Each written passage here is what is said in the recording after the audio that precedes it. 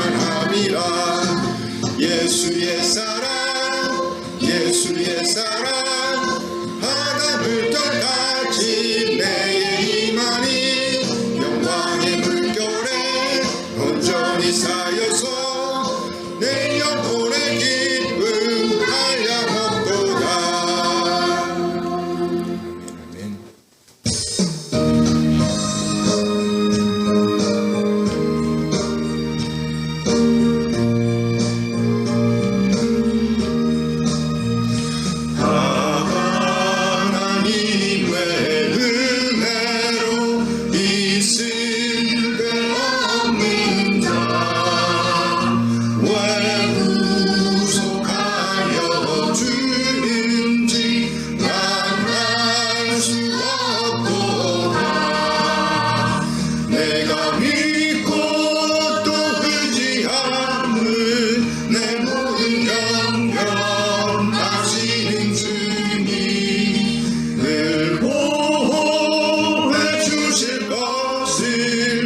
나는 확실히 아네.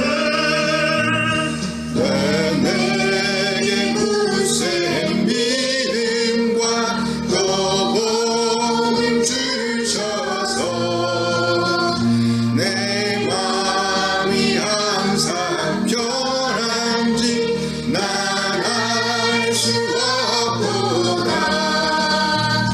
내가 믿고 내 모든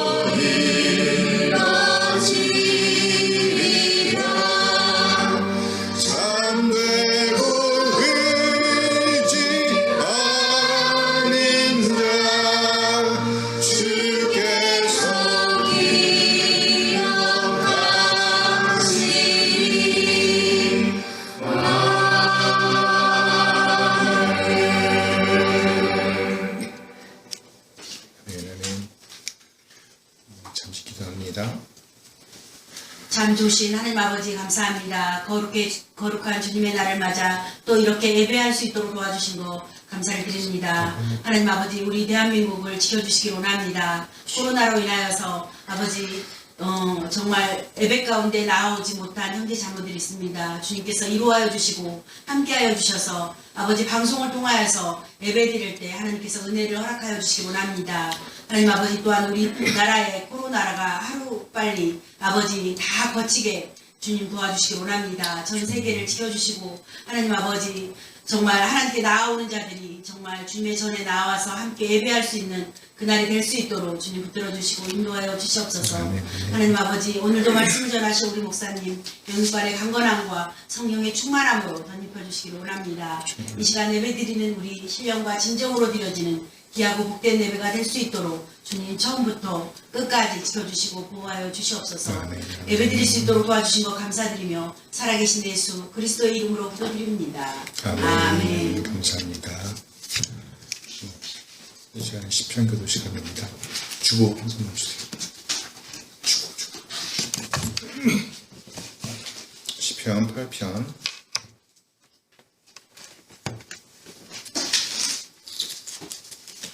시편 교도 시간, 시편 8편 말씀 보겠습니다.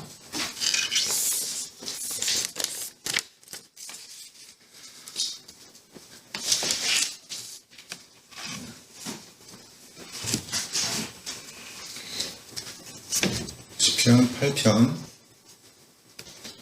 누구의 시로 나와 있어요? 다윗의 시. 네, 다윗의 시.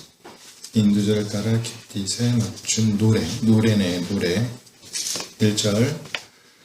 여호와 우리 주여, 주의 이름이 온 땅에 어찌 그리 아름다운지요. 주의 영광이 하늘을 덮었나이다. 주의 대적으로 말미암아 어린아이들과 젖먹이들의 입으로 권능을 세우시며 이는 원수들과 보복자들을 잠잠하게 하려 하심이니이다. 주의 손가락으로 만드신 주의 하늘과 주께서 베풀어 두신 달과 별들을 내가 보오니 사람이 무엇이기에 주께서 그를 생각하시며 인자가 무엇이기에 주께서 그를 돌보시나이까. 그를 하나님보다 조금 못하게 하시고 영화와 존귀로 관을 씌우셨나이다. 주의 손으로 만드신 것을 다스리게 하시고 만물을 그의 발 아래 주셨으니 그 모든 소와 양과 들짐승이며 공중의 새와 바다의 물고기와 바닷길에 다니는 것이니이다. 여호와 우리 주여, 주의 이름이 온 땅에 어찌 그리 아름다운지요. 아멘.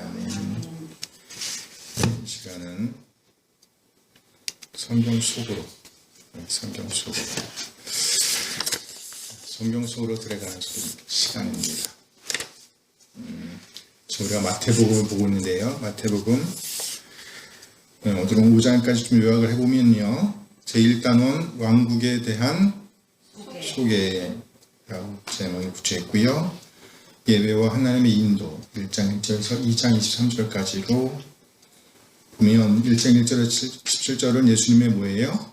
족보죠. 족보. 마태는 예수님이 다윗 그리고 아브라함과 연결됨을 말하고 있는 족보를 보여줍니다. 이렇게 하므로 예수님이 하나님께서 구약 성서를 통해 약속하셨던 메시아이심을 확신시키고 있습니다.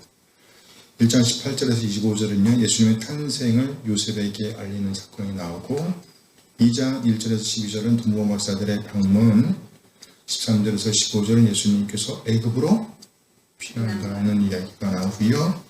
16절에서 18절은 베들레헴에 있는 아기들의 죽음 19절에서 23절은요. 이스라엘로 돌아와 어디에요? 나사렛의 안주함. 나사렛의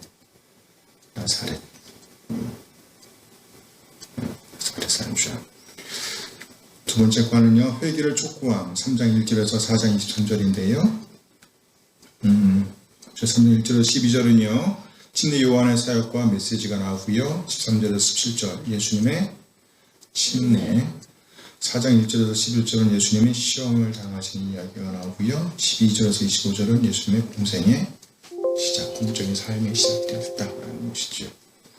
제2단원 왕국에 대한 선포인데 복 있는 사람 5장 1절에서 16절 복 있는 사람 그 다음에 의의 충실함 17절에서 48절 쭉 이렇게 나와 있습니다. 그 다음부터 문제 똑같은 문제가 반복되고 있어요. 이 문제는 똑같은 문제가 반복되고 있지만 다른 문제가 하나씩 들어가 있으니까 지금 한 5분 정도만 시간 줄게요. 네, 해주세요.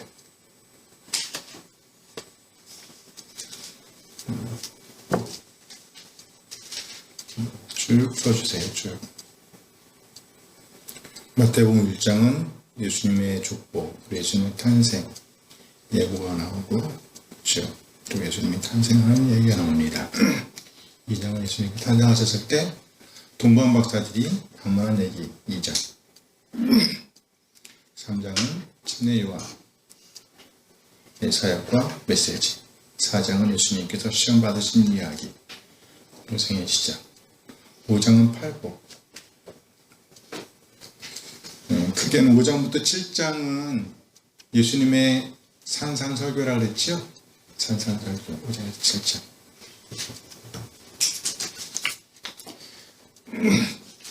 어렵지 않으니까 쭉 한번 보도록 하겠습니다.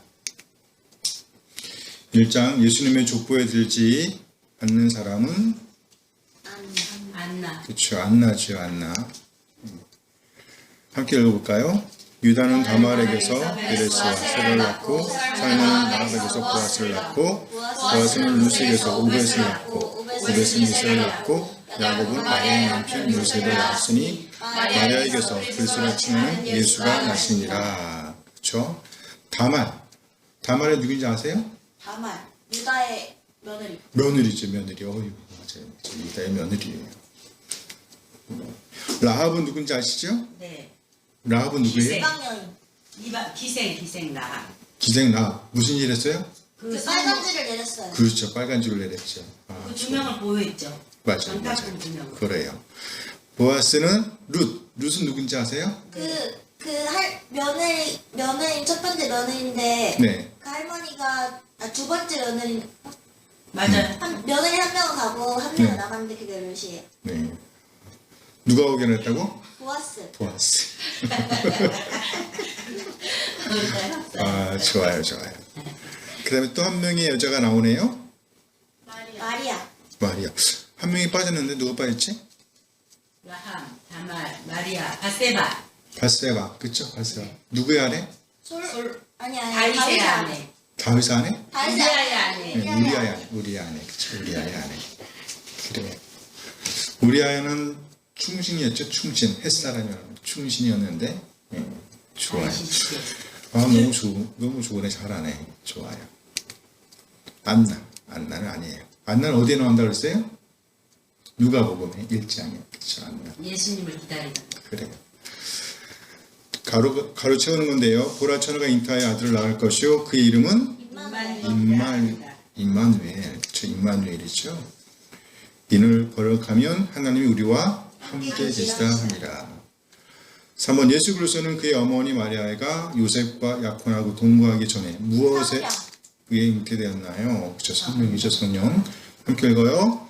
예수 그리스도의 나심이 이러하니라 그의 어머니 마리아가 요셉과 약혼하고 동거하기 전에 성령으로 잉태된 것이 나타났더니 성령으로 잉태됐단 말이죠. 이스라엘 결혼 습관은 당시에 약혼은 결혼과 똑같은 거라고 말씀드렸었죠? 네. 1년 동안 무슨 기간이에요? 1년 동안 아내가 임신을 했나 안 했나, 다른 사람의 아이를 가졌나 안 가졌나 체크하는 기간이라고 그랬어요. 1년이 지나면 내려옵니다. 근데 그 기간에 잉태된 거예요. 잉태됐단 말이에요. 들킬 뻔했지? 들켰어 안 들켰어요? 안 들켰죠. 안 들켰어. 막바지. 안 들켰어요. 하나님께서 이렇게 일하신단 말이죠. 성령이 잉태됐고 누구의 아들로 자랐어요? 요셉의 아들로 자랐단 말이죠. 자, 요셉이 아기 예수와 그의 모친을 데리고 이스라엘 땅으로 돌아왔을 때 유대의 임금은 누군가요? 아켈라오라고 그랬죠. 아켈라오. 함께 읽어요. 요셉이 일어나 아기와 그의 어머니를 데리고 이스라엘 땅으로 들어가니라. 그러나 아켈라오가 그의 아버지 헤롯을 이어 유대 임금됨을 듣고, 그렇죠. 아켈라오. 빈칸, 또 유대 땅 함께 읽을까요? 또 유대 땅 베들레헴아 그 유대 국물 중에서 가장 작지 아니하도다. 네게 산 다스리는 자가 나와서 내 백성 이스라엘의 목자가 되리라 하였습니다. 이스라엘의 목자가 되리라 하였습니다. 이스라엘이죠, 이스라엘. 헤롯이 베들레헴의 2살 이하 남자아이를 죽인 것은 어느 예언자의 예언이 성취된 것인가요? 예레미야. 예레미야죠, 예레미야. 함께 읽어요. 예 예수님과 예레미야를 통하여 말씀하신 바 라마에서 슬퍼하며 크게 통곡하는 소리가 들리니 라헬이 그 자식을 위하여 애곡하는 것이라. 그 자식이 없으므로 위로받기를 거절하였도다 하니 이루어졌도다. 예레미야죠, 예레미야. 예레미야. 침례 요한에게 나와 침례를 받은 사람들의 출신 지역이 아닌 것은 사마리아. 사마리아. 사마리아죠, 사마리아.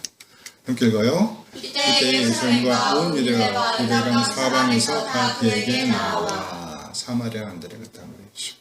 사마리아. 빈칸 지역이 함께 읽어요. 손에 키를 들고 자기의 정하게 하사 알곡을 모아 꺼내드리고 주적에는 꺼지지 않는 불에 그렇죠. 태우시리라. 타작마당을 정하게 하자, 깨끗하게 한다는 얘기죠. 타작마당. 요한은 자기 뒤에 오시는 분이 무엇으로 침례 줄 것이라고 예고했나요? 성령과 불. 불과 성령. 그렇죠. 함께 읽어요. 나는 너희로 회개하게 하려 물로 침례를 베풀거니와 내 뒤에 오시는 이는 나보다 능력이 많으시니 나는 그의 신을 풀고 감당하지 못하겠노라. 그는 성령과 불로 너희에게 침례를 베푸실 것이요. 성령과 불이죠. 성령과 불. 예수님이 마귀의 시험에 대답하여 사용한 말씀은 구약성경 어디에 나오는 말씀인가요? 신명기. 신명기에 나와요. 신명기. 네, 다음 주에는 신명기 말씀을 찾아서 보여드리도록 하겠습니다. 함께 읽어볼까요? 예수께서 대답하여 이르시되 기록되었을 때 사람이 떡으로만 살 것이 아니요 하나님으로 유력하는 모든 말씀으로 살 것이라 하였느니라. 그 하나님의 입으로부터 나오는 것들. 7절 예수께서 이르시되 또 기록되었을 때 주 너희 하나님을 시험하지 말라 하였느니라. 예수께서 말씀하시되 사탄아 물러가라. 기록되었을 때 주 너희 하나님께 경배하고 다만 그를 섬기라. 그렇죠? 이게 다 예수님께서 하신 말씀들은 신명기에서 나오는 말씀이라는 얘기예요. 신명기. 4장 23절 함께 읽어요. 예수께서 온 갈릴리에 두루 다니사 그들의 회당에서 가르치시며 천국 복음을 전파하시며 백성 중에 모든 병과 모든 약한 것을 고치시니. 그렇죠. 천국복음이죠. 천국복음. 천국복음. 자, 예수님은 그의 공생의 사역을 시작하기 전에 나사렛을 떠나 어느 도시에 가서 사셨나요? 가버나움. 가버나움. 본도내라고 나와 있었죠? 함께 읽어요. 나사렛을 떠나 스불론과 납달리 지경 해변에 있는 가버나움에 가서 사시니. 가버나움. 본도내. 산상설교에 나오는 팔복에 언급되지 않은 사람은 마음이 부유한 자. 그렇죠. 부유한 자. 부유한 자는 아니죠. 부유한 자. 함께 읽어요. 심령이 가난한 자는 복이 있나니 천국이 그들의 것이며 백도하는 자는 온유한 자는 의에 지레이고 목마른 자는 긍휼히 여기는 자는 마음이 청결한 자는 화평하게 하는 자는 복이 있나니 의를 위하여 박해를 받는 자는 복이 있나니 천국이 그들의 것이며 천국이 그들의 것이며 그렇죠? 시작과 끝이 뭐예요? 천국이 그들의 것이며 이렇게 나와 있단 말이죠. 천국 얘기, 천국 결국은 천국이 마음이 부유하다. 내가 율법이나 선지자를 폐하려 온 줄로 생각하지 말라. 폐하려 온 것이 아니요 완전하게 하려 함이라. 뭐를? 율법이나 선지자. 율법과 선지자를. 마지막 15번. 마태복음 5장에서 예수님이 제자들의 정체성에 관해 가르치시기 위해 사용한 두 개의 비유는 빛과 소금. 소금과 빛. 자, 함께 읽어봐요. 너희는 세상의 소금이니 소금이 많고 맛이 있으면 무엇으로 짜게 하리요? 그에 아무 쓸데없어 다만 밖에 버려져 사람에게 밟힐 뿐이니라. 너희는 세상의 빛이라. 산 위에 있는 동네가 숨겨지지 못할 것이요. 뭐와 뭐? 빛과 빛. 소금과 빛. 소금과 빛이죠. 다 맞은 사람. 저야. 오, 좋아요. 하나 틀린 분? 하나 틀렸잖아. 이렇게. 엄마 다 맞았어? 네, 다 맞았어요. 아, 좋았어. 저도 다 맞았어요. 그래요? 자, 마태복음 9장 46절 예수님께서 사람들을 황폐하고 무력해진 양떼로 보신 이유는 무엇일까요? 목자 없는 양과 같이 고생하며 기진해서. 그렇죠. 함께 읽어봐요. 예수께서 모든 도시와 마을에 등을 다사 모든 병과 모든 약한 것을 고치시니라. 우리를 보시고 불쌍히 여기시니 이는 그들의 목자 없는 양과 같이 고생하며 기진하리라. 이유가 뭐라고요? 목자 없는 양같이 고생하며 기진하며. 그렇죠. 목자가 없기 때문이죠. 그러니까 삶에 대한 걱정으로 영적으로 강한 상태가 되었기 때문에. 그렇죠. 근데 아무도 도와줄 사람이 없어. 목자가 없어. 그렇죠. 모든 병과 모든 약한 것을 고치십니다. 삶에 대한 걱정으로 영적으로 가난한 상태가 되었기 때문에 무력해진 양태를 보신 거라는 거죠. 이번 마태복음 9장 37절 38절에서 예수님께서는 영적 추수에 필요한 것이 무엇이라고 말씀하셨는가요? 추수할 일꾼. 저 추수꾼이죠. 추수꾼. 함께 읽어요. 제자들에게 이르시되 추수할 것은 많되 일꾼이 적으니 그러므로 추수하는 주인에게 청하여 추수할 일꾼들을 보내주셔서 하라 하시니라. 그렇죠. 일꾼이 필요했단 말이에요. 그러므로 일꾼을 위해 뭐 해야 돼요? 기도하라고 하셨어요. 주인에게 청하여 보내주셔서 하라. 일꾼, 추수꾼. 추수꾼? 요즘 신천지 그 추수꾼. 추수꾼. 일꾼, 추수한 다 일꾼. 인정한 겁니다. 자, 3번 마태복음 10장 1절에서 예수님께서 제자들에게 권위를 주셨다는 것은 무슨 뜻인가요? 함께 읽어요. 예수께서 예수께서 그 12제자를 부르사 더러운 귀신을 쫓아내며 모든 병과 모든 약한 것을 고치는 능력을 주시니라. 권능을 주시니라. 권위를 주셨다는 것은 뭐예요? 예수님께서 제자들을 추수할 일꾼으로 선택하셨다는 뜻. 우와, 깊다. 나는 성령의 능력을 주셔서 좋아요. 예수님께서 이적을 행하도록 권능을 제자들에게 주셨다는 거죠. 그래 그대로 나와.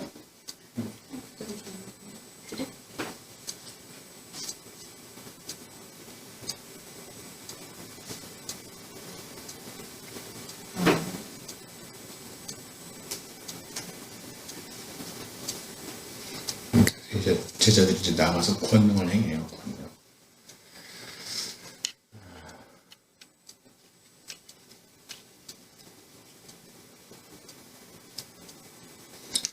4번 마태복음 10장 27절에서 33절은 예수님께서는 두 마리의 참새를 비유로 들어 어떤 진리를 가르치셨나요? 라는 거예요. 어떤 진리? 우리를 모든 것을 참새보다 다- 귀하게 여기시고 몸과 영혼을 능히 멸하실 수 있는 분은 예수님 한 분이에요. 하나님께서는 모든 것을 다 아시는 분이시다.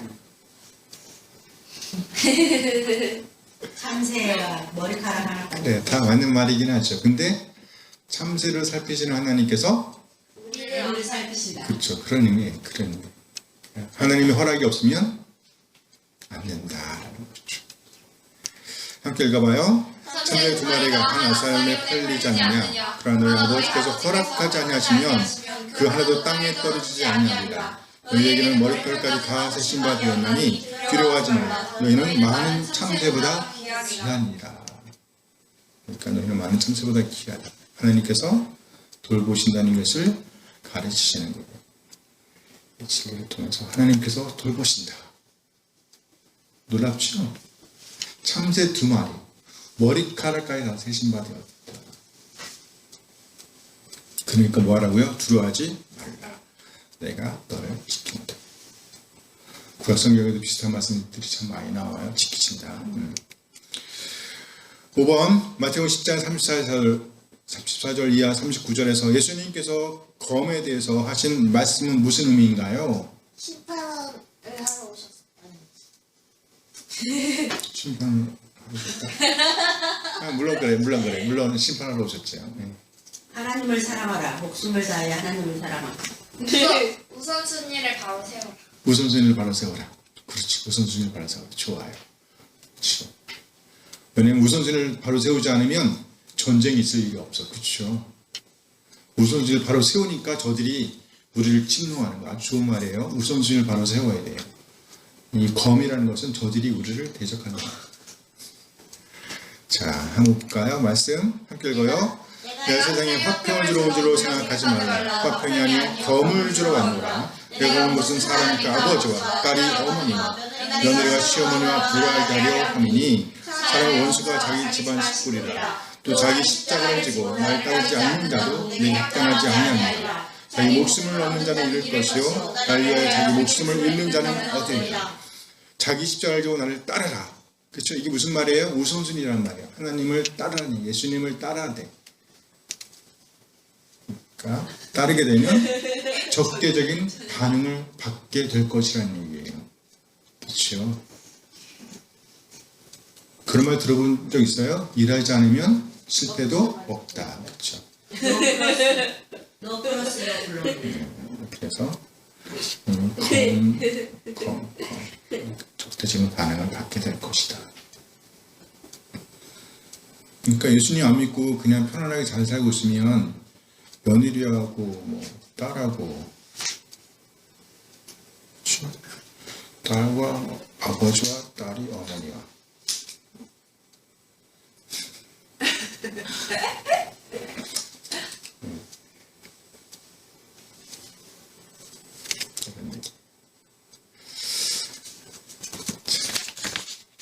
오늘 본문을 잠깐 함께 보면 왕국에서 가지는 특권. 지난주에 우리가 무슨 얘기했죠? 왕의 특권이 뭐라고 했어요? 왕의 특권 첫 번째가 뭐였죠? 용서. 오늘은 증인이 되는 거예요. 증인이 되는 거. 이 특권이란 말이죠. 자, 동정심은 증인이 되도록 힘 주심. 제목은 그거예요. 동정심은 강한 힘을 가지고 있습니다. 그것은 우리로 하여금 도저히 할 수 없다고 생각했던 일을 감히 할 수 있게 합니다. 그렇습니다. 동정심은 우리를 울게 하고 정하게 하고 또 아픈 아이들을 위해 밤을 지새우게 합니다. 심지어 다른 사람을 위하여 목숨까지 바치게 하며 되살리기 위해 어떤 노력도 마다하지 않게 합니다. 예수님은 사람들의 마음속에 아주 커다란 동정심을 불러 일으키십니다. 예수님은 설교하시고 가르치시고 치료하시고 그 밖에 다른 이적들을 행하시기 위해 시간과 정력을 투자하셨습니다. 그렇다면 무엇이 예수님으로 하여금 그렇게 어려운 길을 가게 하셨을까요? 바로 우리 한 사람 한 사람을 향한 뭐 때문이라고요? 동정심 때문이라는 거죠. 예수님은 사람들의 절망적인 영적 상태를 보시고 자신뿐만 아니라 그의 제자들에게까지도 헌신하게 하셨습니다. 이제 예수님의 이 동정심은 예수님을 구세주와 주노로 믿는 우리가 살아내야 할 마음입니다. 그것을 한마디로 하면 뭐예요? 증인이 되는 것. 증인이 되는 것이에요. 이는 죄 용서와 더불어 하나님께서 우리에게 주신 또 하나의 특권이며 동시에 의무입니다. 성경 본문 개요를 보면 9장 36절에서 38절은요. 무리를 위한 예수님의 동정심이고요. 10장 1절은 예수 12제자에게 힘을 주심, 그렇죠? 힘 주심이고 10장 2절에서 4절은요. 12제자의 이름이 나와요. 마태는 12사도의 이름을 나열했습니다. 베드로, 안드레, 그렇죠? 베드로, 안드레. 베드로, 안드레. 그 다음에 야고보, 요한, 빌립, 바돌로메. 빌립, 바돌로메. 바돌로메란 말이 요한 복음에서는 뭐로 나온다고? 나다나엘. 그렇죠? 나다나엘. 그래서 나다나엘하고 바돌로메를 같은 눈으로 본단 말이죠. 그 다음에 도마, 마태, 알포의 아들 야고보, 다데오. 이 야고보는 작은 야고보라고도 해요. 작은 야고보, 다데오. 그 다음에 가나나인, 그러니까 열심당원 시몬과 가룟, 유다. 이렇게 12명이에요. 이들은 예수님의 이름으로 보냄을 받았기 때문에 사도라 불렸습니다. 처음 12사도예요. 12사도. 예수님의 이적을 받고 예수님과 함께 있었고 예수님의 보냄을 받았다. 12사도. 다 외웠죠? 다음 주에 시험 볼 거야. 12사도 이름 쓰기. 이렇게 쓰시면 돼요. 12사도. 10장 5절에서 15절은요. 이스라엘을 향한 12제자의 사명이 나와요. 사명. 예수님은 12제자를 이스라엘 집에 이른 양에게로 보내시면서 천국이 임박했음을 전하라고 지시하셨습니다. 그러니까 뭘 전하는 거예요? 천국 복음이요. 천국 복음. 10장 16절에서 33절은요. 핍박에 대한 경고지요. 10장 34절에서 42절은요. 충성할 것을 촉구하심. 자, 오늘 보면 예수님의 동정심. 9장 36절 함께 봐요. 무리를 보시고 불쌍히 여기시니 이는 그들이 목 잡은 양과 같이 고생하며 기진함이니라. 예수님께서 제자들을 증인으로 부르신 이유가 뭘까요? 무리를 불쌍히 보셨기 때문이지요. 예수님은 무리들의 불쌍한 처지를 보셨습니다. 이들은 고난을 당하고 있었으며 그것을 해결할 능력이 없었습니다. 이들을 이끌어줄 영적 지도자가 없었던 것입니다. 그런 그들을 예수님은 정성껏 돌보셨고 그리고 마침내 그들을 위해 십자가에 달려 돌아가셨습니다. 그렇게 하심으로 그들에게 그리고 우리에게 구원을 허락하셨습니다. 아멘. 그래요. 추수할 일꾼들이 필요함. 9장 37절 38절 함께 읽어요. 예, 제자들에게 이르시되 추수할 것은 많되 일꾼이 적으니 그러므로 추수하는 주인에게 청하여 추수할 일꾼들을 보내주소서 하라 하시니라. 예수님은 제자들에게 멸망으로 가는 많은 무리들이 있음을 깨닫도록 도전하셨습니다. 곡식이 물이 익어 추수할 때가 된 것처럼 복음을 필요로 하는 사람들이 너무나 많다고, 그래서 예수님은 더 많은 일꾼들이 필요하다고 말씀하셨습니다. 그러면서 제자들에게 하나님께 기도하라고, 하나님께 요청하라고 요구하십니다. 일꾼들이 필요하다고, 하나님께 긴급히 그리고 계속해서 기도하라고 말씀하시는 것입니다. 우리도 제자들과 더불어 주님의 일꾼이 되기를, 또 주님의 일꾼들을 보내주시기를 위해 기도해야 합니다. 그렇죠? 우리가 먼저 일꾼이 되어야 된다는 거예요. 능력의 근원 10장 1절 말씀이에요. 함께 읽어요. 예수께서 그의 12 제자를 부르사 더러운 귀신을 쫓아내며 모든 병과 약한 것을 고치는 권능을 주시니라. 그렇죠? 예수님은 12 제자들에게 권능, 능력을 주어 보내심으로 무리들에 대한 자신의 동정심을 나타내셨습니다. 예수는 그들에게 자신의 권위를 부여해 주셨습니다. 그러니까 제자들이 가면 누가 가는 거야? 그냥 예수님께서 가는 거와 똑같은 능력을 행하도록 해 주셨다는 거예요. 권능을 줘서 보내신 거예요. 곧 병 고치는 능력과 더러운 영들을 쫓아낼 수 있는 능력을 주어 보내셨습니다. 할렐루야. 힘의 근원은 누구에게 있는 거예요? 하나님께 있는 거예요. 하나님께. 자, 담대히 증거하는 용기 10장 27절에서 33절 말씀 함께 읽어요. 내가 너에게 어두운 데서 이르는 것을 광명한 데서 말하니 너에게 귓소말로 듣는 것을 집 위에서 전파하라. 몸은 죽여도 영혼은 능히 죽이지 못하는 자들을 두려워하지 말고 오직 몸과 영혼을 능히 지옥에 멸하실 수 있는 이를 두려워하라. 참새 2마리가 한 낫사람에 팔리지 않느냐? 그러나 너희 아버지께서 허락하지 아니하시면 그 하나도 땅에 떨어지지 아니하리라. 너희에게 머리털까지 다 세신 바 되었나니 두려워하지 말라. 너희는 마음 참새보다 귀하니라. 누구든지 사람 앞에서 나를 시인하면 나도 하늘에 계신 내 아버지 앞에서 그들을 시인할 것이요 누구든지 사람 앞에서 나를 부인하면 나도 하늘에 계신 내 아버지 앞에서 그를 부인하리라. 예, 마태는 예수님께서 12 제자를 부르셔서 이스라엘 집에 이른 양이로 보내셨다라고 말씀하십니다. 그리하여 그 사도들이 복음의 기쁜 소식을 가지고 그들을 환영하는 곳에 머물렀습니다. 거절당하는 곳에서는 발에 먼지를 떨어버리고 그것을 하나님의 판결에 맡기고 떠났습니다. 내가 판결한 게 아니에요. 맡기고 떠났어요. 예수님은 이 12 사도들을 격려하시기 위해서 회화적인 두 단어를 사용하셨습니다. 첫째, 어두운 데서 이르는 것을 그들이 어두운 곳에 가든지 광명한 데서 말하게 된다는 것입니다. 둘째, 예수님께서 그들에게 가르친 것, 귓속말로 한 것을 사람들이 다 듣도록 집 위에서 전파하게 된다는 것입니다. 또 보잘것없는 참새 2마리의 비유를 통해서 제자들에게 확신을 주셨습니다. 예수님은 제자들에게 그들이 사역할 때 하나님께서 뭐 하신다고요? 보살펴 주신다는 것을 확신하게 하셨습니다. 심지어 우리의 머릿돌까지 쇠고 계심을 상기시키면서 우리를 향한 하나님의 사랑이 얼마나 깊으신지를 말씀하셨습니다.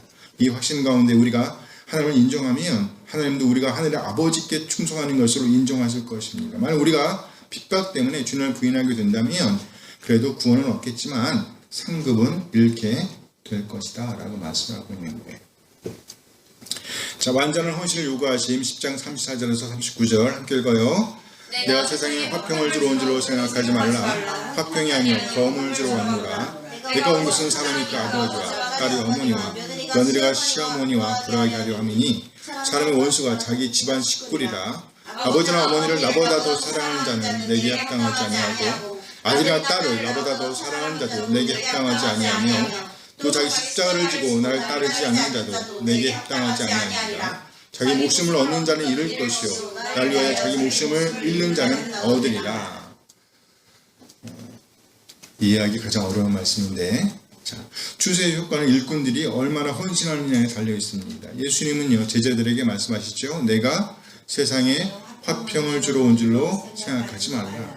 하나님뿐 아니라 믿는 자들과도 화해한 사람들은 세상 사람들과 다릅니다.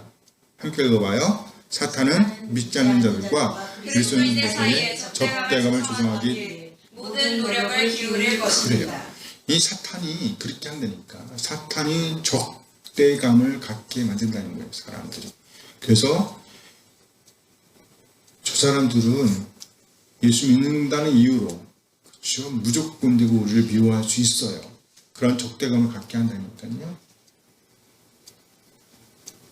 그런 적대감을 갖게 한단 말이에요. 적대적 반응은 가장 가까운 관계인 가정에서도 일어날 수 있습니다. 예수님을 따름으로 아들이 아버지와 딸이 어머니와 며느리가 시어머니와 서로 등을 돌릴 수도 있습니다. 예수님의 제자가 되면 예수님 때문에 가장 가까운 친구가 원수로 변할 수 있습니다. 그러한 냉엄한 현실 속에서도 그리스도에 대한 완전한 헌신이 요구될 수밖에 없었습니다.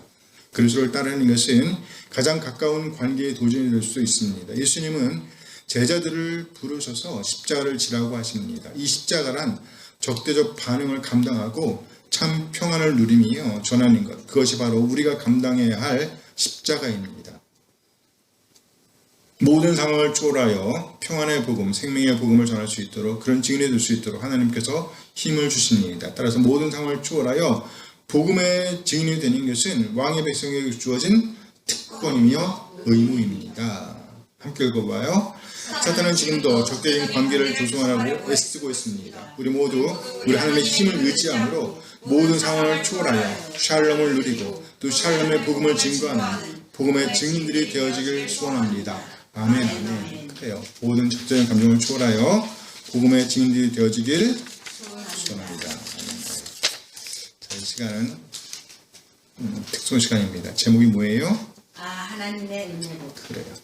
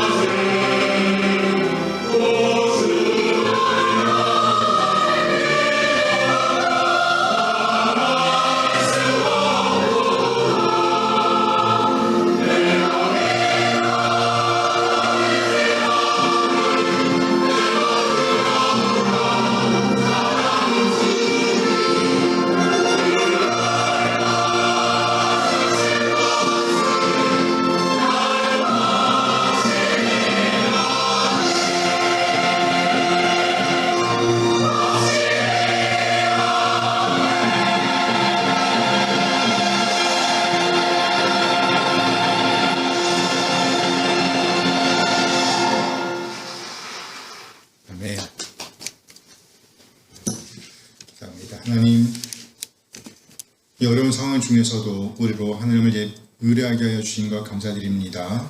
각지에서 예배하는 우리 모든 지체들을 안전하게 지켜주시고 또 이 시간 하나님 앞에 나와 하나님 인도하심을 구하며 기도하는 모든 지체들의 간구를 들어 응답하여 주시옵소서. 아멘. 늘 우리 옆에서 우리 안에서 우리와 동행하시며 우리로 하나님을 향하여 깨어있게 하시는 양심이 살아있게 하시는 성령 하나님의 인도하심을 찬양합니다. 이 시간도 곳곳에서 코로나19 바이러스와 싸움이요 백성들을 돌보는 이들이 있습니다. 하나님의 능력의 손길로 그들을 보호하여 주셔서 그들의 섬김이 빛을 발할 수 있도록 인도하여 주시옵소서. 아멘. 지휘하는 이들에게 지혜를 주셔서 적절하게 잘 대처하게 하여 주시옵소서. 아멘. 그래서 안전하게 이 시기를 지날 수 있도록 도와주시옵소서. 아멘. 이 시간 우리 하나님의 말씀을 하나님의 놀라운 사랑과 은혜 인도하심에 감사하여 우리 자신의 삶을 드리고 헌물을 드리고 시간을 드리고 또 우리의 몸과 마음을 드립니다. 우리 지체들이 드림을 받아주시옵소서. 흠양하여 주시옵소서.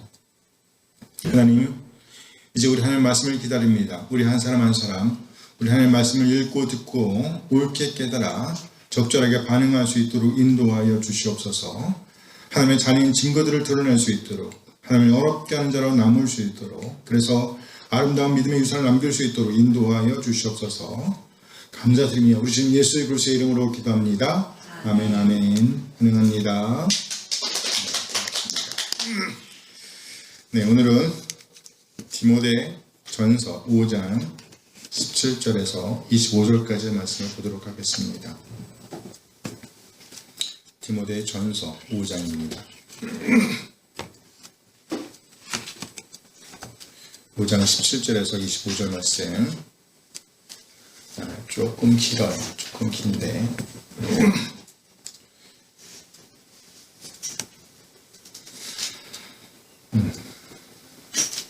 먼저 20절 말씀에 보면 두려워하게 하라 이 말씀이 있어요. 두려워하게 하라. 거기 한번 동그라미 한번 쳐보세요. 두려워하게 하라. 두려움 이것은 경외라는 말하고 같은 의미죠. 단정함이라고 할 수 있어요. 하나님 경외, 단정함. 우리 경건과 단정함 중에 단정함에 해당하는 단어라고 볼 수 있어요. 동의어라고 같은 뜻이라고 볼 수 있단 말이죠. 그 다음에 22절에서 보면 네 자신을 지켜 정결하게 하라. 이 정결은 거룩이란 말이에요. 이 거룩은 경건과 같은 뜻으로 볼 수 있습니다. 경건이에요. 그래서 경건과 단정함 중에 경건에 해당한다라고 볼 수 있는 거예요. 그래서 21절 중심에 놓고 20절, 22절 기억을 드리겠습니다. 20절, 21절에서는 이것들을 지켜 아무 일도 불공평하게 하지 말라. 보면 어떤 편견이 없이, 편견이라는 말은 차별을 말해요. 차별. 그러니까 심판이 되기 전에 자기 생각으로 판단을 내리는 걸 말하는 거죠. 차별, 편견. 중심에 놓고 위에는 단정함이 있고 밑에는 경건이 있다라는 거예요. 핵심 구절이라고 볼 수 있어요. 자, 이런 생각을 가지시고 한번 쭉 보겠습니다. 17절 말씀. 잘 가시는 장로들은 배나 존경할 줄 알 때 말씀과 가르치는 수고하는 이들에게는 더욱 그리할 것이라. 성경에 일렀으되 곡식을 밟아 떠는 소에게 망을 씌우지 말라 하였고 또 일꾼이 그 상을 받는 것은 마땅하다 하였느니라. 장로에 대한 고발은 두세 증인이 없으면 받지 말 것이요. 범죄한 자들을 도는 사람 앞에서 꾸짖어 나머지 사람들도 두려워하게 하라. 하나님과 그리스도 예수와 택하심을 받은 천사들 앞에서 내가 엄히 명하노니 너는 편견이 없이 이것들을 지켜 아무 일도 불공평하게 하지 말며 아무에게나 경솔히 안수하지 말고 다른 사람의 죄에 간섭하지 말며 네 자신을 지켜 정결하게 하라. 이제부터는 물만 마시지 말고 네 위장과 자주 나는 병을 위하여는 포도주를 조금씩 쓰라. 어떤 사람들의 죄는 밝히 드러나 먼저 심판에 나아가고 어떤 사람들의 죄는 그 뒤를 따르나니. 함께 이와 같이 선행도 밝히 드러나고 그렇지 않은 것도 숨길 수 없느니라. 아멘 아멘. 오늘 본문 말씀 디모데전서 5장 17절에서 25절 말씀을 본문으로 해서 제목이 뭡니까? 참 아들 된 자는 차별을 초월하여 경건과 단정함을 지향합니다. 그래요. 참 아들 된 자는 차별을 초월하여 경건과 단정함을 지향합니다. 이런 제목으로 말씀을 나누도록 하겠습니다. 차별을 초월하여, 편견이죠. 차별을 초월하여 뭘 지향한다고요? 경건과 단정함을 지향합니다. 오늘 본문의 핵심어는 차별입니다. 차별. 우리말 성경에서는 편견이라고 표현하는 단어예요. 이 편견 또는 차별의 다른 말은 불공평입니다. 불공평. 곧 공평하지 않다, 치우쳐 있다는 것이에요. 이것을 가리켜서 편파적이라고 합니다. 편파적. 편견, 곧 치우친 생각입니다. 이렇게 이야기하면 각자 떠오르는 생각이 있을 것이에요. 그렇죠? 편파적. 편견, 치우쳤다, 불공평하다. 근데 오늘 본문에서 사도 바울은요, 참 아들 된 자라고 하면 차별, 편견을 초월해야 한다라고 가르칩니다. 차별, 편견을 뭐하라? 초월. 결코 치우쳐서는 안 된다. 공평하지 않으면 안 된다라고 엄히 엄격하게 경고하고 있습니다. 말 그대로 경고입니다. 경고예요. 이 경고가 오늘 우리 한 사람 한 사람에게도 적절하게 들려지길 소원합니다. 아멘. 오늘 보면 21절 말씀이에요. 디모데전서 5장 21절 말씀 함께 읽어요. 하나님과 그리스도 예수와 택하심을 받은 천사들 앞에서 내가 엄히 명하노니 너는 편견이 없이 이것들을 지켜 아무 일도 불공평하게 하지 말며. 오늘 바울 사도는요, 하나님과 예수님 그리고 천사들, 하나님과 예수님 그리고요 천사들을 증인으로 내세우면서 엄히 경고하고 있다라고 말씀하고 있어요. 그렇다면 그 경고는 무엇일까요? 너는 편견이 없이, 다시 말해서 미리 판단하지 말라는 것이에요. 자기 생각으로 차별하면 안 된다는 것입니다. 이것은 곧 법을 떠난 판결을 의미하는 것이에요. 곧 불공평입니다. 이것들을 지켜 아무 일도 불공평하게 하지 말며 편파적인 판단을 해서는 안 된다는 것이에요. 이와 같은 일은 교회 밖에서 여러 가지 형태로 비일비재하게 일어나고 있습니다. 그런데 교회 공동체 내에서도 그런 일이 일어나고 있음을 경고하고 있는 것입니다. 심지어 참아들 된 지도자라 할지라도 그렇게 편파적인 생각으로 대우할 수 있음을 암시합니다. 그래서였을까요? 바울은 엄히 명한다고, 엄히 명한다라고 말씀하고 있어요. 참아들 된 디모데에게 하는 말씀입니다. 내가 엄히 명하노니 너는 편견이 없이. 디모데가 그랬을 리가 없겠지요. 하지만 그럴 위험에 노출되어 있었음을 짐작해 볼 수 있습니다. 그래서 바울 사도는요, 엄히 명한다라고 표현하고 있습니다. 디모데가 반드시 들어야만 했던 경고였습니다. 그 경고를 요약하고 이것입니다. 내가 엄히 명하노니 너는 편견이 없이 이것들을 지켜라. 이 말씀을 거칠게 옮기며 이렇게 돼요. 나는 지금 경고하고 있다. 이것들 내가 차별 없이 지키도록 하기 위하여. 나는 지금 경고하고 있다. 그렇다면 디모데가 차별 없이 편견 없이 지켜야 할 이것들이 가리키는 것은 무엇일까요? 이것은 두 부류의 사람들과 관련된 것입니다. 우리는 오늘 본문에서 디모데가 다루어야 할 두 부류의 사람들을 볼 수 있습니다. 첫째, 교회에서 중책을 맡고 있는 장로들입니다. 이들의 노고에 대해서 대우할 때 편파적으로 하면 안 된다는 것입니다. 충분히 그럴 수 있습니다. 그러나 그렇게 하면 안 된다라는 것이에요. 공적인 일과 사적인 일을 분별해서 공정하게 처리해야 함을 말씀하고 있는 것입니다. 더 넓게 봐야 한다는 것이에요. 오늘 보면 17절 말씀입니다. 디모데전서 5장 17절 말씀 함께 읽어요. 잘 다스리는 장로들은 배나 존경할 자로 할 때 말씀과 가르침에 수고하는 이들에게는 더욱 그리할 것이니라. 잘 다스리는 장로들은 배나 존경할 자로 할 때, 여기 표현된 장로들은요, 잘 다스리는 장로들입니다. 잘 다스리되 말씀과 가르침에 수고하는 이들이라고 말씀하고 있어요. 말씀과 가르침에 수고하는 이들. 그러면서 이들을 배나 존경할 자로 알라고 명령하고 있습니다. 명령이에요. 이 말은 그대로 명령입니다. 이 말은 보상과 관련되어 해석될 수 있습니다. 보상. 그러니까 2배의 보상을 받도록 하라는 말로 받을 수 있다는 것이에요. 오늘 본문 18절 말씀이에요.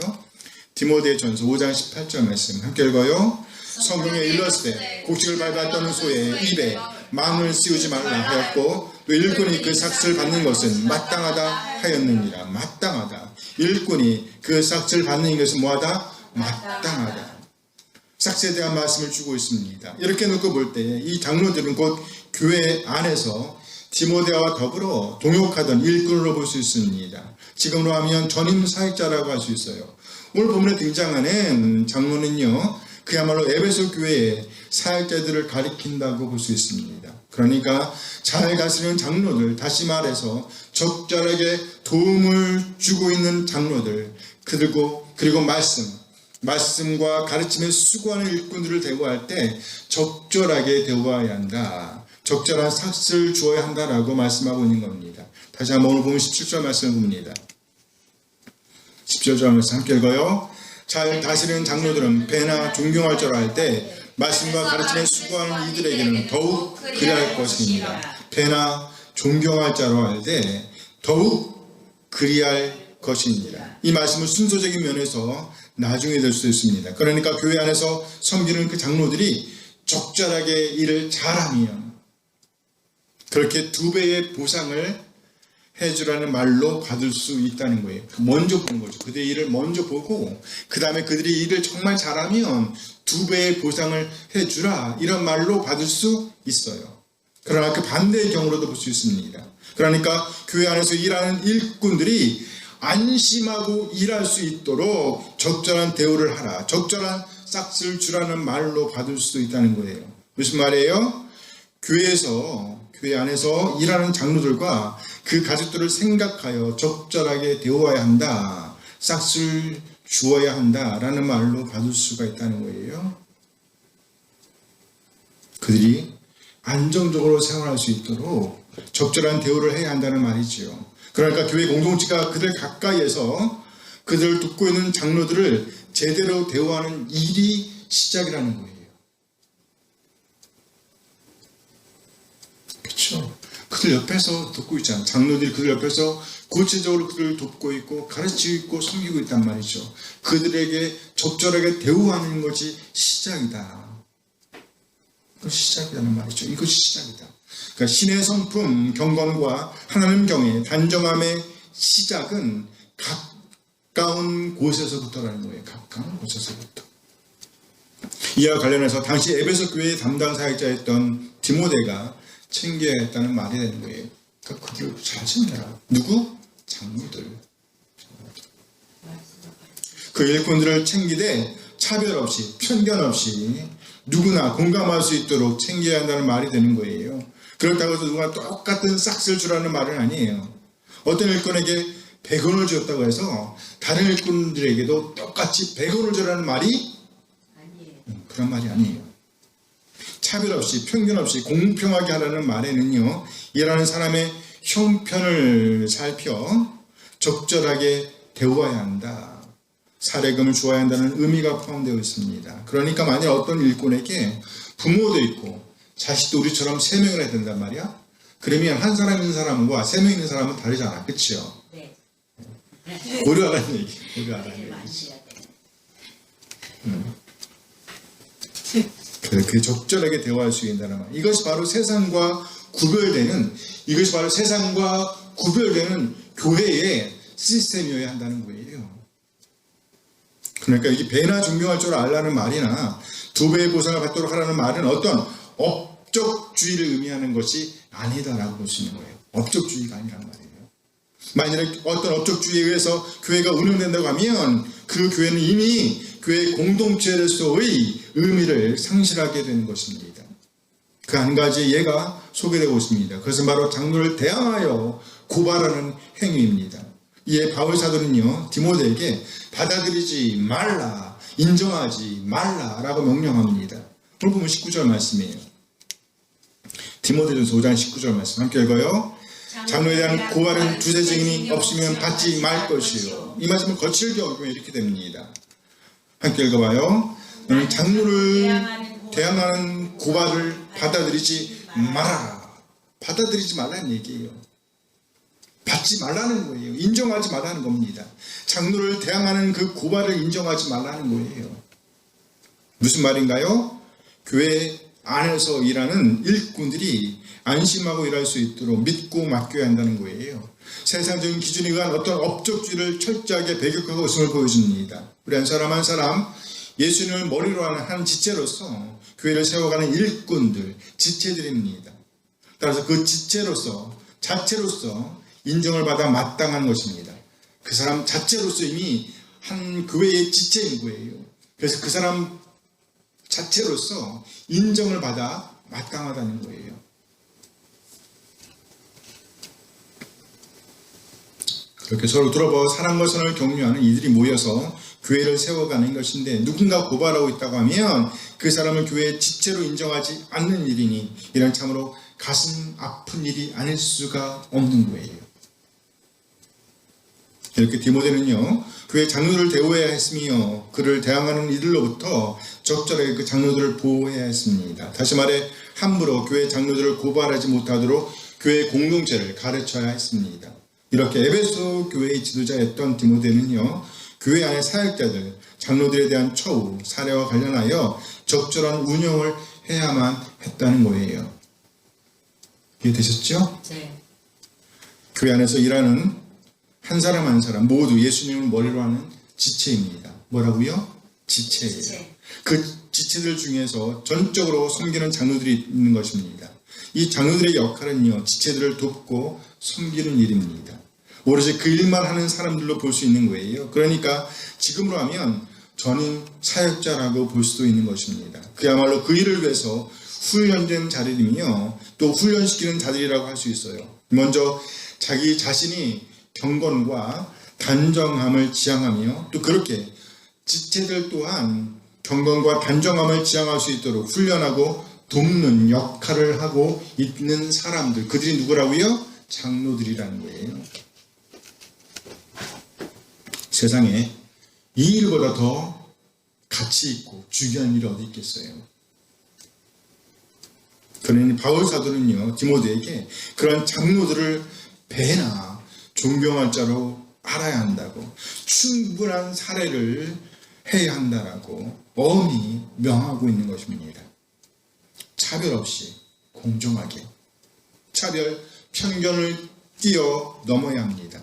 세상적인 기준을 초월해야 한다는 거예요. 이렇게 차별, 편견을 초월하여 장로들이 경건과 단정함을 지향할 수 있도록 도와야 합니다. 누가? 교회가. 그리고 그것을 가르쳐야 한다는 거예요. 자, 디모데가 다뤄야 할 또 한 부류의 사람들이 있습니다. 바로 죄를 범하는 사람들입니다. 사실 이들에 대한 처리는 그리 쉬운 일이 아니에요. 그렇죠? 죄를 범하는 사람들에 대한 처리는 쉬운 일이 아닌가 말이죠. 오늘 보면 20절 말씀이에요. 20절. 디모데전서 5장 20절 말씀입니다. 함께 읽어요. 범죄한 자들을 모든 사람 앞에서 꾸짖어 나머지 사람들로 두려워하게 하라. 범죄한 자들을 모든 사람 앞에서 꾸짖어. 이 말씀을 좀 거칠 때 보면 이렇게 됩니다. 함께 읽어봐요. 너는 죄를 범한 그 사람들을 모든 사람들 앞에서 꾸짖어라. 꾸짖어라. 꾸짖어라. 명령으로 되어 있어요. 명령형이에요. 명령형. 반드시 그렇게 해야 한다는 거예요. 꾸짖어야 한다는 말이지요.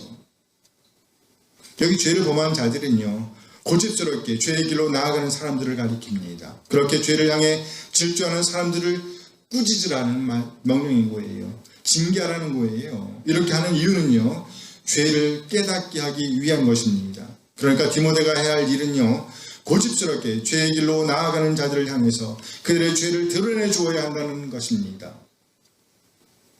그래서 죄의 길에서 돌아서도록 힘써야 한다는 것이에요. 예나 지금이나 얼마나 많은 사람들이 죄의 길로 나아가고 있는지 모릅니다. 문제는요, 죄의 길로 나아가고 있음에도 불구하고 그 길이 죄의 기름을, 죄를 향하고 있는 기름을 의식하지 못하고 있다는 것이죠. 의식하지 못하고 있다는 거예요. 그러나 그 죄의 길을 고집하고 있는 것입니다. 그러니까 알지 못하고 있으니까 그 죄의 길을 고집하고 있는 거예요. 지금은 더욱더 그럽니다.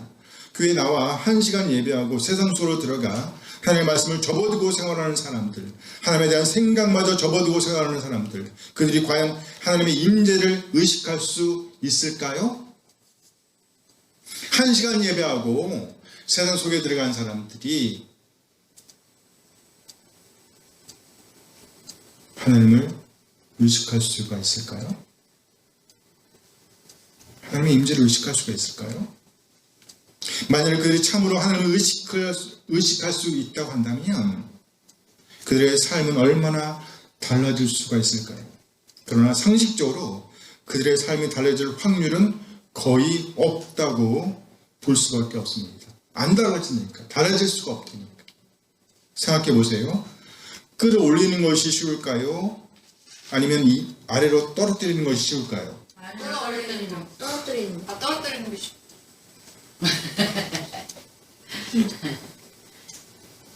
여기 책상 위에다가 이따만큼 돌멩이를 올려놓는 것과 여기 있는 돌멩이를 굴러 떨어뜨리는 것, 어느 게 쉽다고요? 떨어뜨리는 거. 죄성을 기르고 죄를 짓는 일과 경건을 훈련하고 단정함을 살아내는 일이 여기에 비교될 수 있어요. 그렇다고 해서 죄성과 죄를 짓는 일이 결코 쉽다는 말은 아니에요. 쉽지 않아요. 그것 또한 상당한 시간과 훈련이 필요합니다. 죄성이 깊으면 깊을수록 감쪽같이 죄를 짓습니다. 아주 자연스럽게 죄를 지어요. 같은 선상에서 경건과 단정함을 살아내는 일도 상당한 기간과 훈련이 필요합니다. 경건이 깊으면 깊을수록 감쪽같이 단정함을 살아냅니다. 아주 자연스럽게 하나님의 경외를 살아낸다는 것이에요. 둘 다 시간과 갑질이 따른다는 공통점이 있습니다. 하루아침에 이루어지지 않는다는 얘기예요. 죄성과 죄를 짓는 일에도 상당한 시간과 갑질이 따랐다는 것이에요. 그래서 죄성을 기르고 죄를 범하는 사람들을 다루는 일은요, 어려운 일이에요. 어려운 일이에요. 쉽지 않단 말이죠. 그러나 그럼에도 불구하고 반드시 해야만 할 일이었습니다. 그럼 어떻게 그 사람들을 대해야 할까요? 모든 사람 앞에서. 모든 사람 앞에서. 이 말은 곧 공개적인 지적이어야 한다는 거예요. 공개적으로 지적하란 말이죠.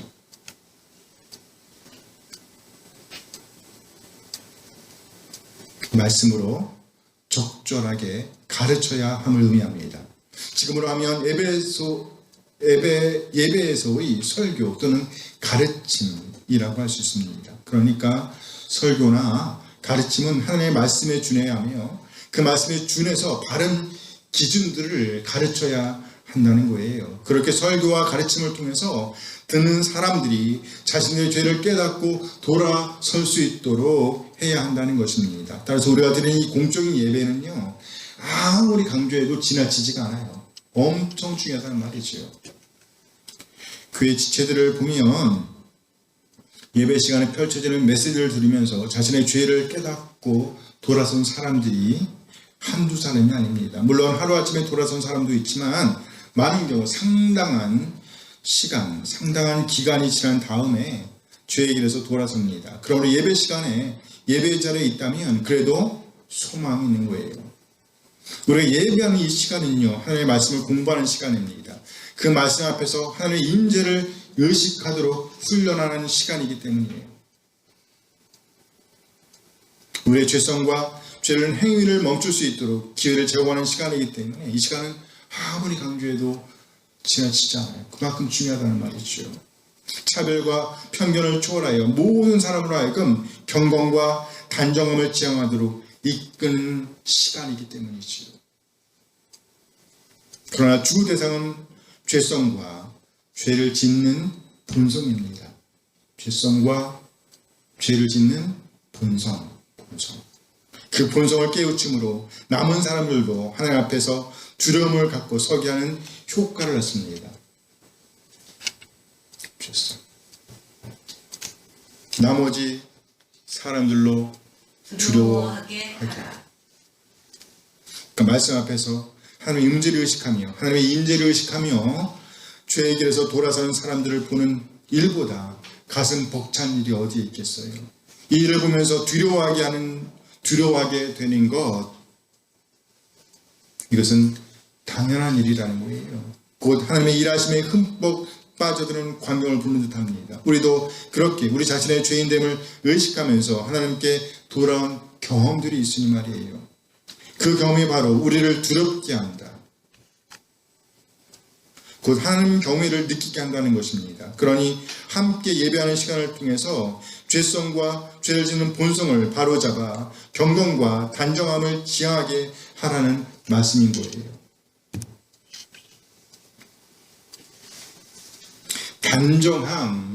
단정함이란 신의 성품, 경건에 기초하여 드러나는 삶을 가리킵니다. 우리는요, 하루아침에 신의 성품을 품을 수 있어요, 없어요? 없습니다. 예수님을 구세주와 주님으로 믿었음에도 불구하고 불끈불끈 일어나는 화를 참지 못할 수 있습니다.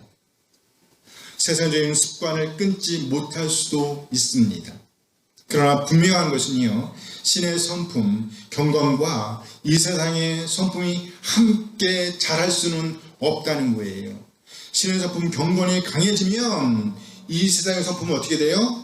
약해집니다. 같은 선상에서 신의 성품, 경건이 약해지면 이 세상의 성품은 강해집니다. 그렇다면 예수님을 구세주와 주님으로 모신 다음에 제일 먼저 변화되는 것은 뭘까요? 여러 가지가 있겠지만 그렇죠. 말이 제일 먼저 변하는 것 같아요. 언어의 습관이 변한다는 거예요. 욕을 하던 사람은요, 욕이 줄어듭니다. 전에는 아무렇지도 않게 욕을 했다고 하면 이제는요, 그렇게 할 수가 없어요. 욕을 하고 나면 뭔가 찝찝해서 못 견디게 되죠. 그렇게 말의 습관, 언어의 습관이 변하기 시작합니다. 그 다음에는요, 먹는 습관도 변하게 됩니다. 전에는요, 아무렇지도 않게 먹었던 것인데 이제는 먹지 못하게 되더라는 거예요. 그리고 전에는 안 먹던 것인데 이제는요, 감사함으로 먹게 되더라는 거예요. 이렇게 먹어야 할 것들과 먹지 말아야 할 것들을 분별하게 되는 것이에요. 그리고 또 어떤 사람들은요, 그동안 애지중지 보관하고 있던 것들을 미련 없이 버리게 되었다고 합니다. 곧 보관해야 할 것들과 버려야 할 것들이 달라지더라는 것이죠. 옛날에는 가요 테이프가 이만큼 있었다면 이제는 복음 찬양 테이프가 이만큼 늘어나는 거예요. 네, 그렇단 말이죠. 이렇게 모으는 것들과 버려야 할 것들, 그러니까 애주중지하는 것들이 바뀐다는 말이죠. 그렇게 경건의 습관들이 생기는 거예요. 이렇게 경건의 습관이 자라는 사람, 그들의 삶에서 드러나는 것이 바로 하나님 경외, 단정함입니다. 하나님 경외, 단정함이에요. 이런 습관들이 모여서 나타나는 거예요. 나타나는 것, 드러나는 것, 그걸 뭐라 한다고요? 단정함, 하나님 경외라고 하는 거예요.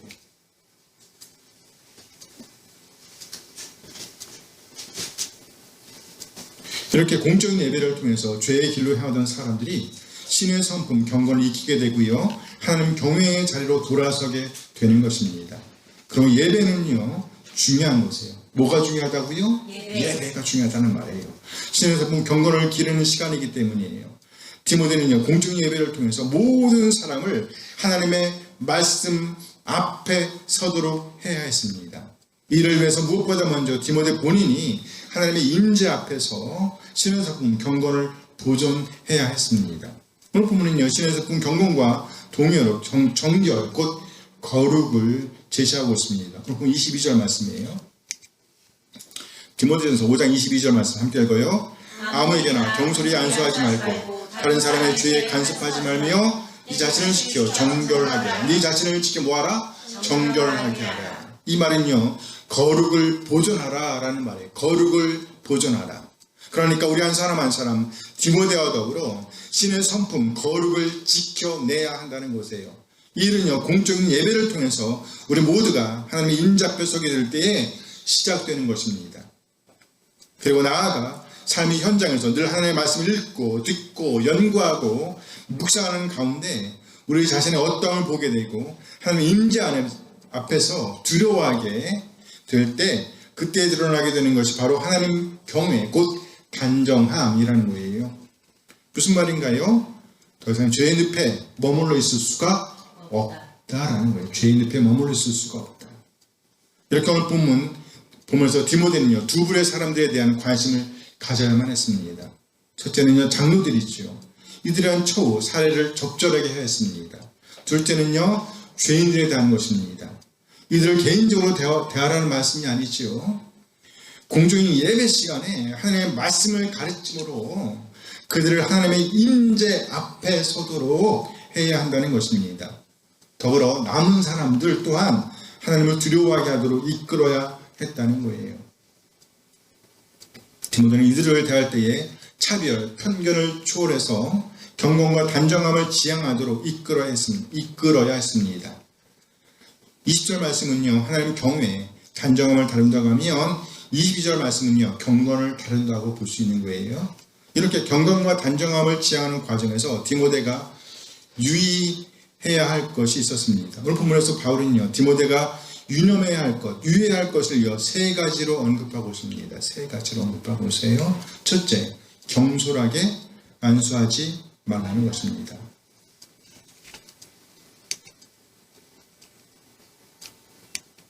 경솔하게 안수하지 말라. 다시 말해서 너무 조급하게 안수하지 말라는 거예요. 너무 조급하게 안수하지 말라. 충분히 익었다고 생각될 때까지 기다릴 필요가 있다는 거예요. 옛날 무협 영화에서 보면 제자를 키울 때에 상당한 기간 기초 훈련을 시키는 장면을 볼 수 있습니다. 아주 지루할 정도로, 거의 포기할 정도로 기초 훈련만 시키는 거예요. 그래서 포기하고 간다 그러잖아. 그치? 나 도저히 못해. 이러면서 갈라 그래요. 그러나 그 기초 훈련을 통과하고 나면 순식간에 좀 더 어려운 과정에 와 있음을 알게 되는 거예요. 그 제자는 자기도 모르는 사이에 이미 고급 단계에 이르고 있었던 것입니다. 신앙 훈련도 그래요. 신앙 훈련도. 충분한 훈련이 필요합니다. 평생을 두고 경건의 성품을 익혀가야 하는데 경솔하게 안수하여 세울 일이 아니라는 거예요. 충분한 시간이 필요하다는 거예요. 우리 역시 신앙 훈련을 게을리하면 돼야 안 돼요? 안 되는 거예요. 경솔하게 안수하지 말라.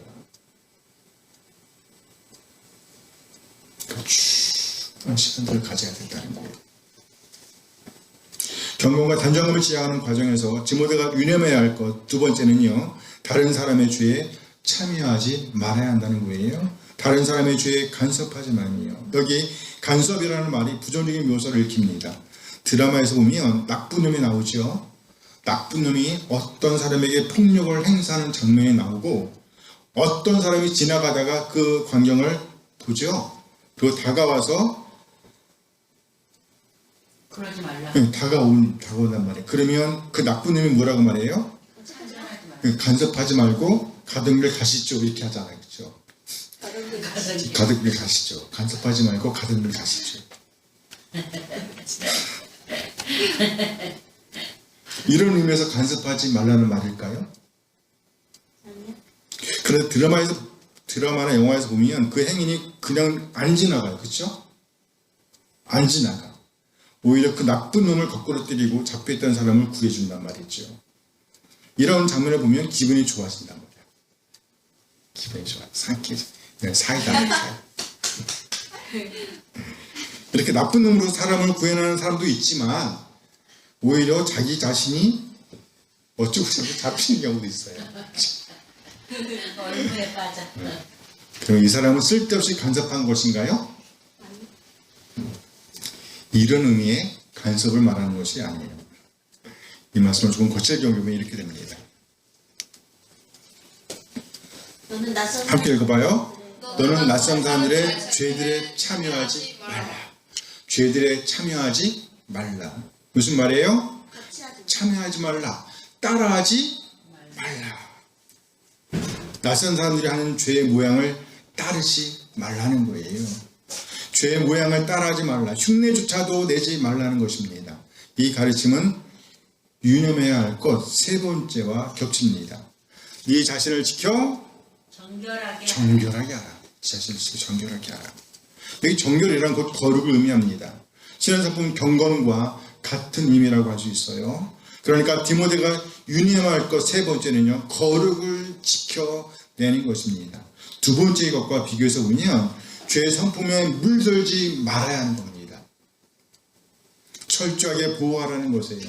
죄의 성품으로부터 신앙상품 경건을 지켜내라는 말씀인 것이지요. 이런 의미에서 경건과 단정함을 지향하는 우리 한 사람에게 주어진 명령이라고 봐도 좋습니다. 우리에게 주어진 명령이에요. 잘못된 언어의 습관은 걸러내야 합니다. 잘못된 시간 관리의 습관도 바로잡아야 합니다. 드라마나 영화를 보는 시간은 아까워하지 않고 쓰면서 성경을 읽고 듣고 연구하고 묵상하는 시간, 기도하는 시간은 아주 아까워하고 있다면 진지하게 회개하는 시간을 가져야 합니다. 이렇게 우리에게 주어진 것들을 잘 관리하는 경건의 훈련이 우리에게 있어야 한다는 거예요. 아멘. 경솔하게 아무에게나 안수하지 말고 낯선 사람의 죄들을 흉내조차 내지 말고 온전히 거룩을 지켜내야 한다. 경건과 단정함을 지향해야 한다는 가르침입니다. 아멘. 바울 사도는 이제 개인적으로 디모데를 부리면서 간곡하게 한마디 말씀을 주고 있습니다.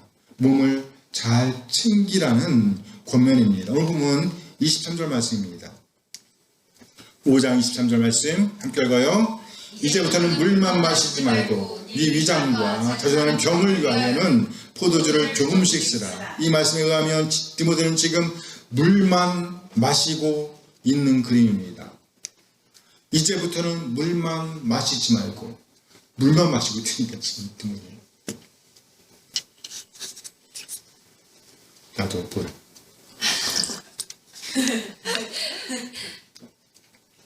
이 말이 무슨 의미일까요? 물만 마시고 있다. 이어진 말씀을 통해서 짐작해 볼 수 있습니다. 네 위장과 자주나는 병을 위하여는 포도주를 조금씩 쓰라. 포도주를 조금씩 쓰라. 지금 디모데는요, 몸이 아주 약한 상태에 있습니다. 위장이 안 좋습니다. 그러면 속이 자주 쓰리겠죠. 그래서였을까요? 병이 자주 난다고 말하고 있어요. 몸이 많이 안 좋은 상태라는 거예요. 그런데 그럼에도 불구하고 그는 물만 마시고 있습니다. 무슨 말인가요? 약을 의지하지 않겠다. 고지식하게 하나님께 매달리고 있는 그림을 보여주고 있잖아요. 그렇단 말이죠. 정말 순진하고 깨끗한 디모데를 보는 듯합니다. 바울은 디모데의 그런 깨끗한 마음을 알고 있었어요. 동시에 바울은요, 그가 아주 고통스러워하고 있다는 것도 알고 있었어요. 그래서 바울 사도는요, 진지하게 디모데에게 권하고 있는 거예요. 네 위장과 자주나는 병을 위하여는 포도주를 조금씩 쓰라. 조금씩 쓰라. 병원에 가서 의사도 좀 만나보고 약 처방도 좀 받아보라는 거예요. 그래도 괜찮다는 것입니다. 그렇습니다. 의사나 약사 그리고 약도 하나님께서 주신 거예요. 이미 하나님께서 마련해 놓으신 것들을 사용해도 된다는 것입니다. 지나치게 의지하는 것이 문제가 되지만 그렇지 않은 경우라면 괜찮다는 겁니다. 이 부분을 보면서 바울과 디모데의 서로를 향한 애끓는 마음을 보는 듯합니다. 그랬을 것입니다. 디모데는요, 바울을 생각하면서 그 고통을 참아내고 있었는지도 모릅니다. 스승이 복음을 위해 온갖 고통을 겪고 있는데 어떻게 나만 편하게 지낸단 말인가, 이런 생각이요. 그러면서 자신에게 주어진 그 고통을 감내하면서 바울 사도의 고통을 공유하고픈 마음이 있었는지도 모릅니다. 그러나 바울은요, 디모데에게 그렇게 하지 말라고 권고하고 있는 거예요. 바울과 디모데의 서로를 향한 아주 지극한 마음을 보는 듯합니다. 보여요? 네. 그런 것 같아요. 그리고 이제 바울은요, 경건은 경건대로 드러날 것이고 세상 성품은 또 그 성품대로 드러날 것이라고 말씀하고 있어요. 먼저 죄를 추종하는 사람들을 지적하고 있습니다. 죄성이죠, 죄성. 경건과 반대되는 개념입니다. 오늘 보면 24절 말씀이에요. 24절 함께 읽어요. 어떤 사람들의 죄는 밝히 드러나 먼저 심판에 나와 어떤 사람들의 죄는 그 뒤를 따르나니 어떤 사람들의 죄는 밝게 드러나 곧 죄성이 드러날 것입니다. 그래서 결국 그 죄성은요 그들을 심판으로 들어가게 할 것입니다. 먼저 심판에 나아가고 들어간단 말이에요. 신문대로 거두게 되는 것입니다. 같은 선상에서 선행 곧 선한 일들 신의 성품 경건에 따른 선행 곧 하나님 경외도 밝게 드러나게 될 것이라고 말씀하고 있습니다. 오늘 보면 25절 말씀이에요. 25절 말씀 함께 읽어요. 이와 같이 선행도 밝게 드러나고 그렇지 아니한 것도 숨길 수 없느니라. 그래요. 어떤 사람들의 죄성이 그들을 심판으로 인도하는 것과 같이 신의 성품 경건도 역시 선한 행동, 단정함으로 드러날 겁니다. 곧 하나님 경외로 드러나게 될 것이다라는 말씀인 거예요. 결국 신의 성품 경건의 성품을 익히고 하나님 경외를 살아내는 사람들은요 그에 걸맞은 보상을 받게 됩니다. 보상을 받게 된다는 말이지요. 곧 죄성에 의한 심판과는 달리 하나님의 영광에 이르게 될 것을 말씀하고 있는 거예요. 오늘 본문은요 크게 두 부류의 사람들을 언급하면서 차별, 편견을 초월하여 경건과 단정함을 지향하도록 해야 함을 말씀하고 있습니다. 첫째 장로들이었죠. 장로들. 둘째 죄인들과 남은 자들입니다. 이들 모두 경건과 단정함을 지향하도록 뭘 지향하도록? 경건과 단정함을 지향하도록 교회가 도와야 한다는 것이에요. 하지만 이 예배를 통해서 사람들이 경건과 단정함을 지향하게 될 수 있다는 것입니다. 뭘 통해서요? 예배를 통해서.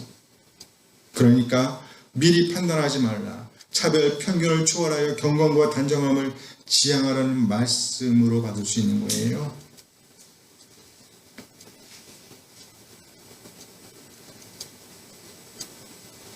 일주일에 한번 모여갖고 예배하는데 우리가 얼마나 변했을까? 이렇게 생각할 수 있어요. 그렇죠? 그런데 그럴 수 있어요.